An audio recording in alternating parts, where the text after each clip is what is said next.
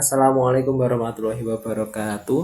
Oke guys, jadi kali ini kita kedatangan cerita mistis lagi dari saudara Indriani yang pergi ke rumah neneknya, lalu dia dihantui macam-macam lah nanti ceritanya. Jadi yang suka cerita horor, mari kita simak sama-sama ceritanya gimana. Yang tidak suka cerita horor, silahkan skip. Oke, langsung aja kita mulai. Jadi cerita yang diawali oleh Indriani ini menceritakan tentang keluarganya yang pergi ke rumah neneknya. Jadi gini bang, nama Indriani umur 21 tahun dengan nenek yang bernama Jipon, ayah yang bernama Karso, dan ibunya yang bernama Bu Sutimah, adiknya yang bernama Faris dengan umur 14 tahun.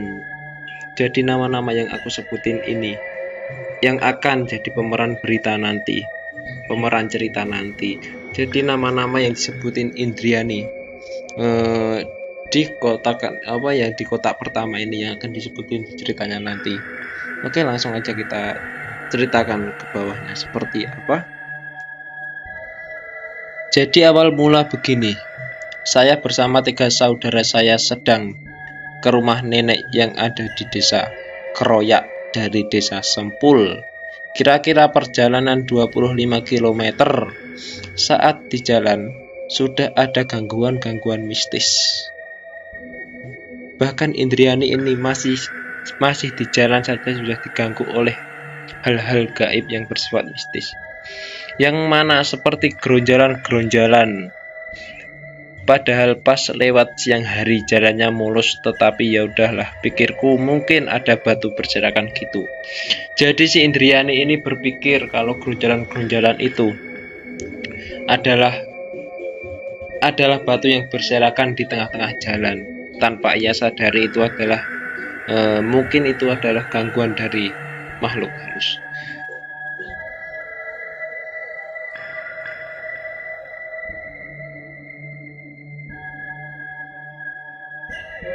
Kemudian pas agak jauh dikit ada gangguan lagi yang dimana mobil tiba-tiba berhenti.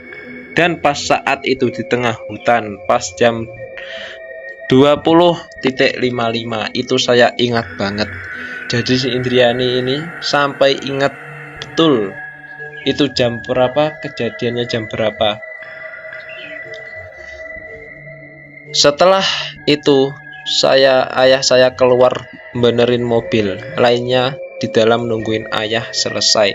Jadi si Indriani dan bersama keluarganya ini sedang menunggu ayahnya yang membenarkan mobil di tengah-tengah hutan. Kalian bayangkan keluar mobil di tengah-tengah hutan sendiri dan keluarganya menunggu di dalam mobil. Jadi sebagai ayah itu bertanggung jawab gitu. Pas saat itu saya melihat orang-orang ramai seperti biasa. Tapi ternyata pas saya tanya adik saya, jawabnya gini. Ini si Indriani bertanya kepada adiknya ya. Dek, ayo bantuin kakak minta pertolongan. Nah, adiknya jawab gini. Minta bantuan siapa kak? Aneh kakak nih. Jelas-jelas sepi banget gini kok.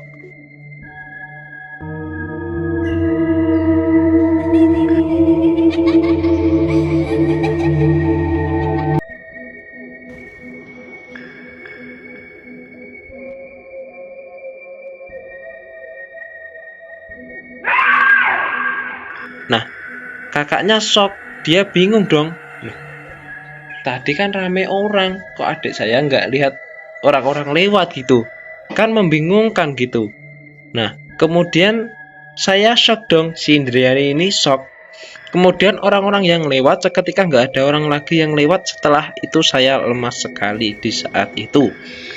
Setelah si Indriani mau minta tolong kepada orang-orang lewat ini, nah setelah dia tanya kepada adiknya, kata adiknya nggak ada orang lewat. Setelah itu orang lewatnya selesai, nggak ada orang lewat lagi. Bayangin di tengah-tengah hutan yang tadinya banyak orang lewat, seketika nggak ada orang lewat lagi. Kalian bayangin aja guys, gimana, serem banget lah ya. Sampai sini aja udah serem gini loh.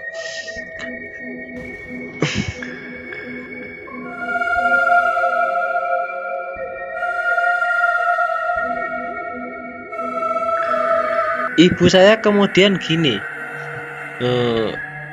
ini ibunya si Indriani tadi yang bernama ibu siapa tadi, pokoknya ibu Indriani ini ya, mungkin dia berbicara gini, mungkin kamu lemas Indriani, mungkin gitu ya, tidur aja dulu, nanti kalau sudah sampai ibu bangunin gitu. Setelah lemas tak berdaya, akhirnya aku pun tidur, si Indriani ini pun tidur. Di dalam tidur itu, aku masih saja dihantui rasa takut. Di dalam mimpi tersebut, aku memimpikan ayah saya sedang dikejar-kejar oleh genderuwo yang sangat maksudnya mungkin sangat besar gitulah ya. Dan ibu saya sama adik saya terkapar di jalan, sedangkan badanku nggak bisa gerak setelah saya menangis di dalam mimpi tersebut. Aku pun dibangunin ibu. Jadi si Indriani ini pun setelah lemas dia tidur, di dalam tidurnya itu pun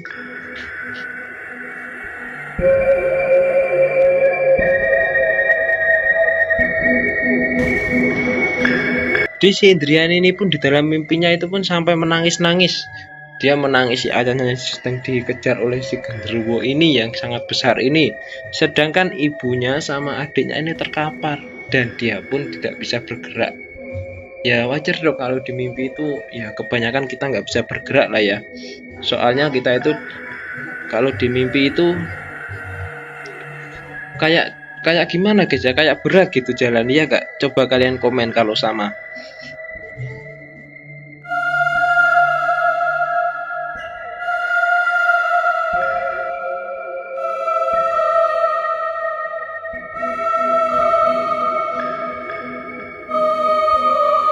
Setelah sampai si Ibu Indriani ini pun membangunin si Indriani ini.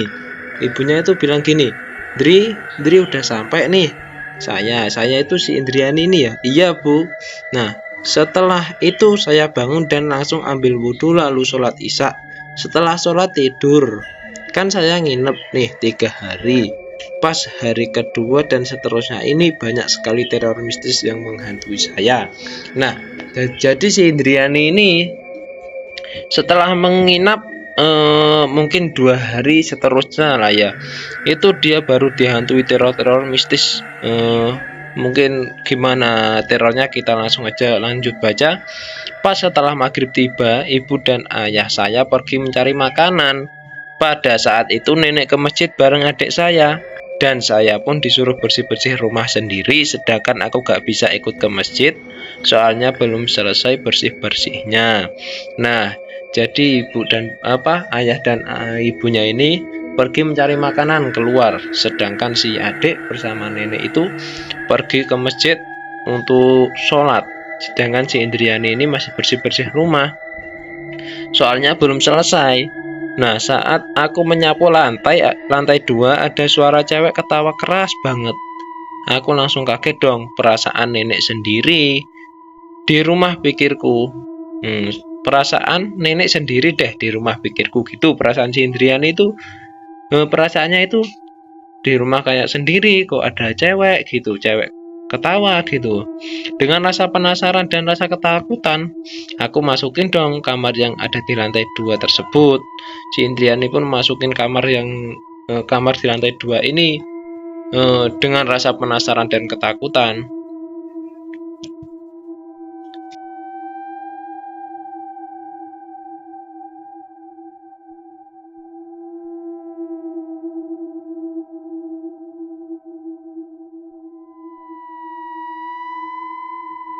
Terus pas aku buka ternyata ada anak cewek seumuranku. Aku tanya dong. Nah ini perasaan si Indriani mungkin udah nggak enak di sini. Perasaan si neneknya sendiri kok ada anak cewek. Kemudian si Indriani ini bertanya kepada si kakaknya tersebut. Kakak siapa ya? Aku tanya sampai 3 kali baru jawab dengan nada lembut. Aku adalah anak yang selalu menunggu nenekmu. Hihihihi. Gitu. Kemudian aku ya udahlah, mungkin anak temannya nenek aku gitu. Setelah nenek pulang aku tanya dong. Jadi si Indriani ini berpikiran baik. Dia berpikir kalau si kakak ini temannya anaknya neneknya, pasti tanya katanya yang menunggu neneknya mungkin yang merawat atau apa gitulah ya. Itu kalau kita mungkin udah lari ya, udah lari kemana nggak tahu. Lanjut, saya ini Indriani. Jadi Indriani ini bilang, "Nek, itu di atas anak siapa, Nek, kok ketawa-ketawa sendiri?" Nenek saya kaget dong. Nenek, "Loh, ini neneknya bicara. Loh, siapa, Nduk? Nduk ini kalau nggak salah orang Jawa. Kalau nggak salah itu orang Jawa ya, guys. Orang nggak ada siapa-siapa di sini." Lebih shock lagi aku dong. Si Indriani ini lebih shock lagi. Kenapa? Lah, tadi siapa? Dia mengira tadi siapa yang dia temuin di atas tadi. Kemudian dengan rasa ketakutan, saya memberanikan diri ke lantai 2 lagi untuk mengecek benar di situ gak ada siapa-siapa dong. Si Indriani ini pergi ke lantai 2 lagi, lalu mengecek, ternyata benar di lantai 2 tidak ada siapa-siapa lagi.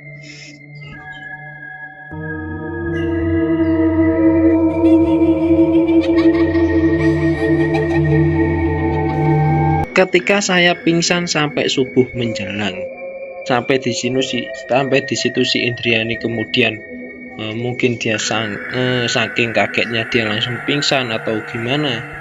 Di saat itu aku masih linglung dengan apa yang aku temuin kemarin. Ibu saya pun memanggil dokter, katanya kecapean. Ya wajar lah, mungkin dokter itu dengan hal-hal mistis seperti itu mungkin bilangnya kecapean lah, apalah. Yang namanya dokter itu kan cuma butuh uang gitu ya, guys ya. Kita langsung lanjut aja lah ya.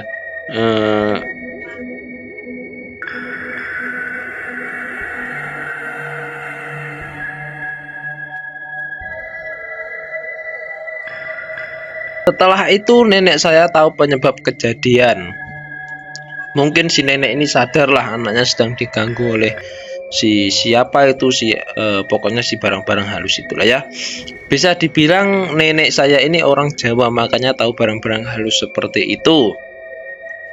Jadi kebanyakan orang Jawa itu kayak neneknya si Indriani ini, mungkin dia orang Jawa itu, kalau orang Jawa asli, maksudnya orang Kejawen itu, Kejawen, kalau Kejawen lah ya. Pokoknya itulah. Itu biasanya orang-orang seperti itu tuh orangnya sangat tahu barang-barang halus seperti ini.